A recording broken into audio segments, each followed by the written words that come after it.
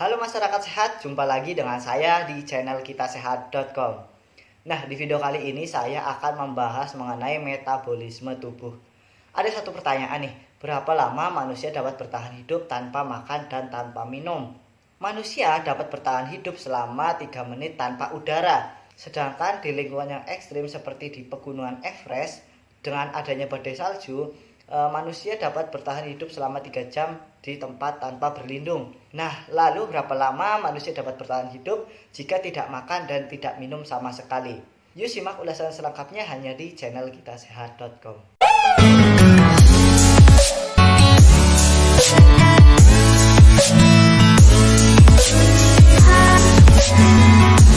Durasi hidup tanpa makan sangat dipengaruhi oleh sejumlah faktor, seperti diantaranya yaitu berat badan, variasi genetik, pertimbangan kesehatan lainnya, dan yang paling penting adalah ada tidaknya dehidrasi.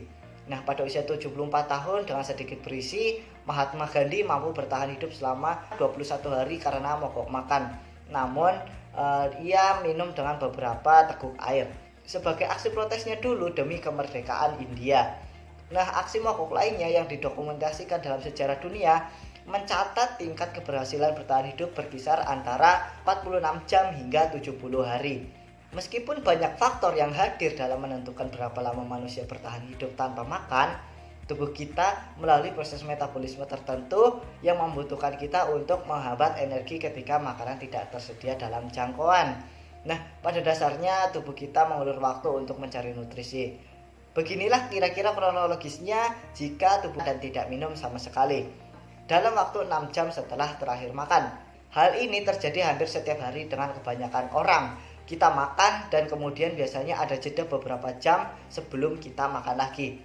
Setelah makan, tubuh kita mencerna makanan untuk menghasilkan yang namanya glukosa atau sumber energi utama yang kemudian diserap ke aliran darah.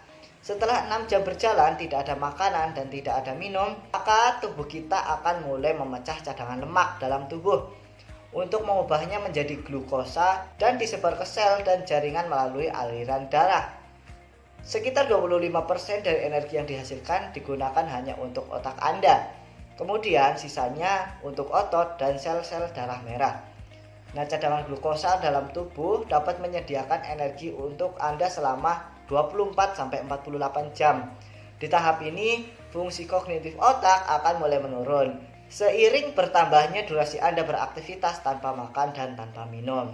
Kemudian, jika 3 hari tidak makan sama sekali. Nah, jika 3 hari tanpa makan, simpanan lemak akan hilang. Tetapi otak itu masih perlu glukosa untuk berfungsi. Nah, ketika tubuh tidak memiliki cukup glukosa dari makanan untuk diproses menjadi energi, maka lemak akan dibakar, yang kemudian dipecah menjadi asam lemak. Namun otak Anda tidak bisa berfungsi dengan asam lemak ini sebagai sumber energi, sehingga ini pada gilirannya fungsi otak tidak normal dan akan terganggu. Di tahap ini Anda akan mulai memiliki penglihatan ganda dan berhalusinasi. Demi terus menyala, otak akan terus menggunakan simpanan glukosa yang tersisa dalam tubuh Anda hingga tetes terakhir, terutamanya di dalam hati. Hal ini akan memberikan sekitar 30% energi untuk otak. Ini adalah suatu respon penyesuaian tubuh yang penting selama Anda kelaparan. Nah, setelah 3 hari Anda memerlukan air untuk bisa bertahan hidup atau tidak, ini adalah hari terakhir Anda hidup di dunia. Tidak makan lebih dari 3 hari. Di hari keempat, otak Anda akan mendapatkan 70% energi dari proses ketosis. Setelah 3 hari, bahkan bahan bakar cadangan yang ada di dalam hati akan terkuras habis. Dengan adanya air untuk bertahan hidup, tubuh kita pada dasarnya memakan dirinya sendiri yang dikenal sebagai autofagi. Autofagi adalah proses pemecahan protein dalam tubuh yang digunakan sebagai bahan bakar untuk sistem tubuh.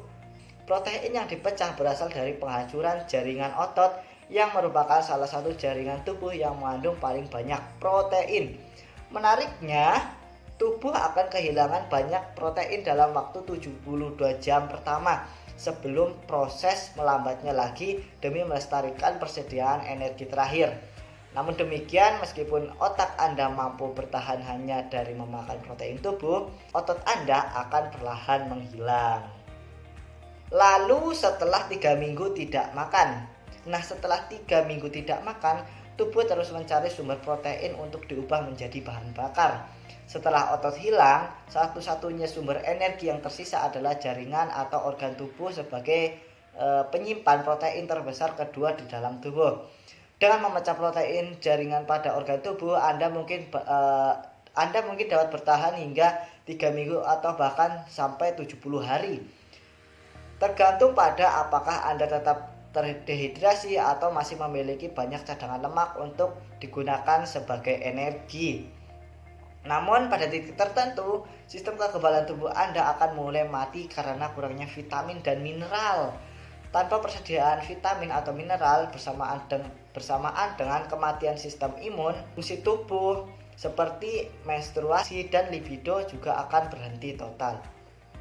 Biasanya 2 penyakit dapat terjadi pada stadium akhir kelaparan, yaitu marasmus dan kwashiorkor. Marasmus adalah bentuk parah dari malnutrisi dan defisiensi energi.